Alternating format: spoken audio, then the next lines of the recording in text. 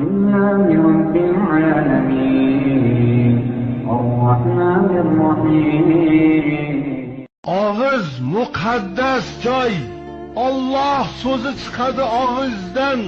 İplas so'zni olmang Alloh deydigan og'zingizga. Birodarlar, buni bunday tushunib, bunday aqlga ishlatib ko'ring. Bu og'izda alhamduni o'qiysizmi? Qul huvallohu ahad o'qiyapsizmi? Salavatni aytyapsizmi? Ota-onangizni nomini gapiryapsizmi? Ulug' zotlarning nomini gapiryapsiz. Tasbih ham nima endi buzuq iflos narsani aralashtirasiz o'tga. Ko'p katta odamlarimiz bor. Balaxonador qilib so'kadi.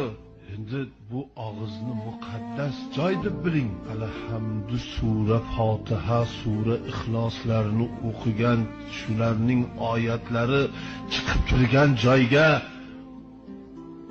unday iflos gaplarni aralashtirmang. Aralashtirgan bitta do'zaxini peli shu ekan.